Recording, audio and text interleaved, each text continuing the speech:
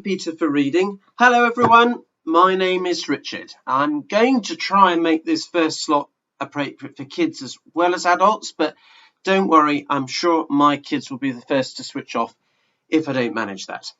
Okay, now have a look at the chair you're sat on. What's it made of? Mine's made of plastic, I think, a bit of material, wood perhaps, some metal. Give it a tap with a knuckle. Go on and slap it with the back of your hand. Feel pretty solid? Now, how hard do you think you'd have to hit it to actually hurt yourself? No, don't try it. We don't want any health and safety issues. Thank you very much. It definitely feels like it's a solid chair, right? A hard, solid object preventing my bottom from landing on the floor. Well, would you believe me if I told you that that chair is almost entirely empty space? It's almost nothing. Just quantum fluctuations. It's barely even there. If you like numbers, then here's a long one for you. That chair, the one that's your weight is resting on right now, is 99.9999999% empty space. That is the reality behind the chair, according to physics. And I'm not joking. Reality is not always just what you can see. In fact, what we can see barely scratches the surface of what's really behind the world we live in. Okay, perhaps atomic physics is a little bit difficult for this time in the morning. Let me give you another example, and this one I think I can demonstrate to you right in front of your eyes. Hello there, I'm down here, bottom left. Yeah, that's it. Okay, so my kids tell me that Frozen is the film to watch, and this is the official Frozen website. Pretty cool, right? Looks very exciting. But if I click this button and click that button there, I am going to discover what is behind that website. And there it is. What looks to us like a whole load of gobbledygook. But that is hypertext markup language, or HTML. It's what the computer reads to produce that beautiful website. Isn't that cool? And what I wasn't expecting to find when I clicked this button is that inside the code at the top there's actually a little quote from Walt Disney. That quote is nowhere on this page at all. You wouldn't be able to find it however hard you looked, but it's hidden in the code itself. Just another pointer to the fact that actually behind the code even is an author, a mind that wrote the code that produces the beauty of the website. And I think perhaps that's a little reminder to us that when we look at another code, the code of DNA that lies behind life, we can realise that there is a mind behind that too. This morning, ladies and gentlemen, boys and girls, we are going to read the true story of a man who got to see the reality behind the universe itself. So have a look down with me at verse 1 of our passage, Isaiah chapter 6, verse 1. In the year that King Uzziah died, I saw the Lord seated on a throne. That's about 740 BC. Isaiah rolls back the fabric of the universe, looks behind DNA, looks behind atoms, looks behind the quantum vacuum. Behind it all, the ultimate reality is the God we learn about in the Bible.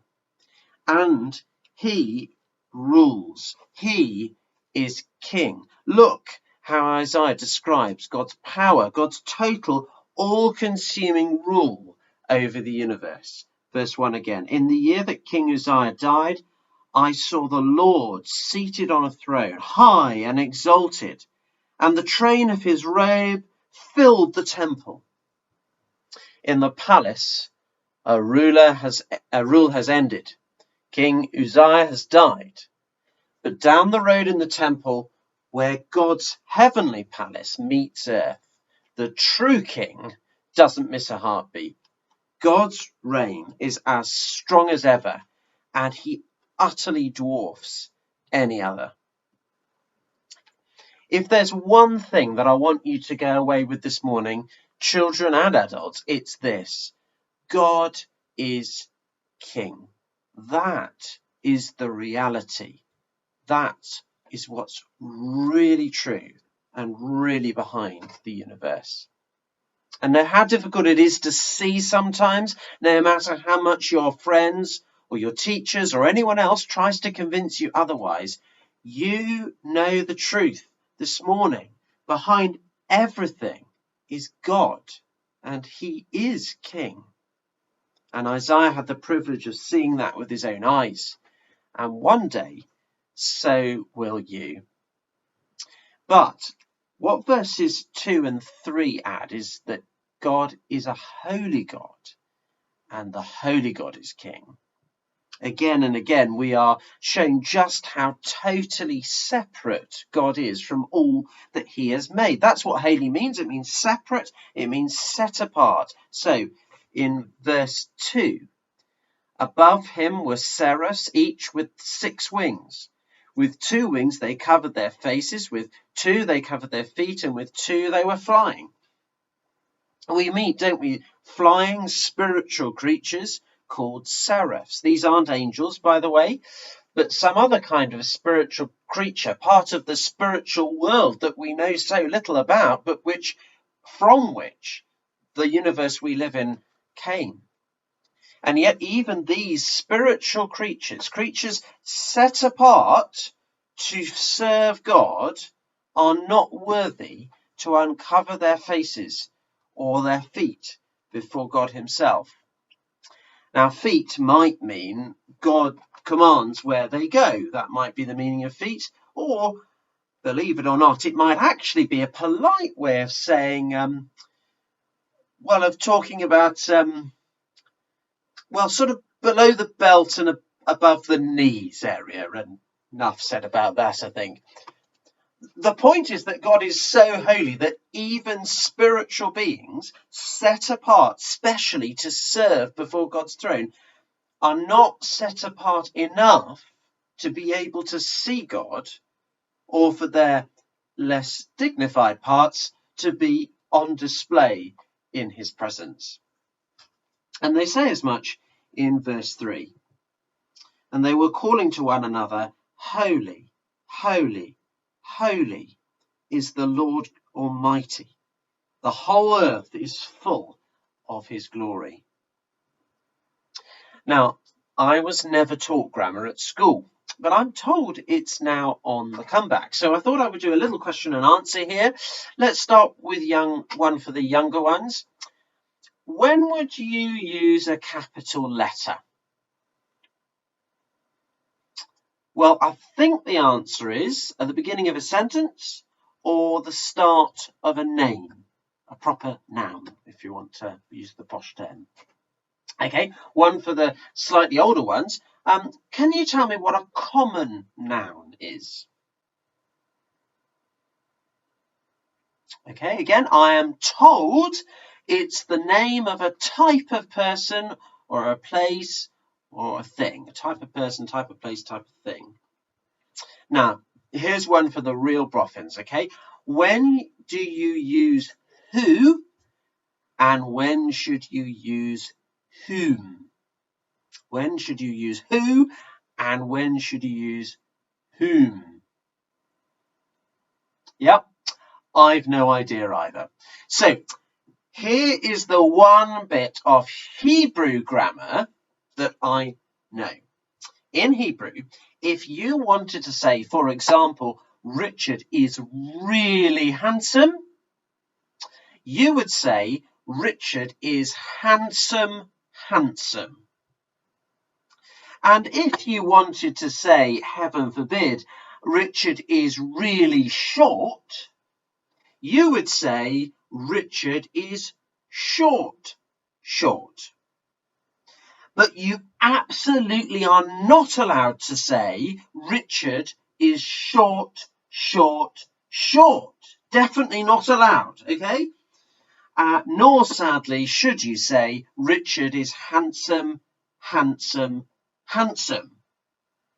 So, has anyone spotted the grammatical mistake in verse 3? Yep, it is that they say God is holy, holy, holy. 3 times. But of course, it's not a mistake at all.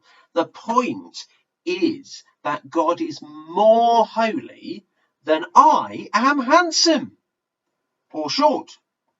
In fact, God is more holy than anything is anything. Let there be nothing to make anything or anyone different from anything or anyone else, but that God is set apart from it all.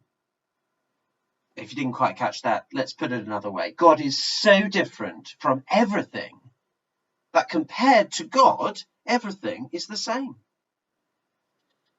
But everything is not the same. The world reveals such diversity, doesn't it? From the depths of the sea to the mountain heights, from the delicate beauty of a butterfly to the mighty size of the blue whale, from the microscopic life-building complexity of the living cell to the gigantic destructive force of a volcanic eruption. All of this, say the seraphs, display the glory of the one who created it and holds it in his hands. Verse 3b, the whole earth is full of his glory, but God is separate from it. He is holy, for he created it and is not part of it and rules over it perfectly. So then Isaiah has begun to give us a glimpse of what he saw. It is a reality check, isn't it? Behind the universe, as we pull the curtain back, stands a holy God, and he is king. We're going to sing a song now, a song about the Lord Jesus. And this song picks up on some of the ways that the book of Revelation describes Jesus, using much the same language that we see Isaiah using to describe God in our passage. So let's worship the Lord Jesus now in the words of this song.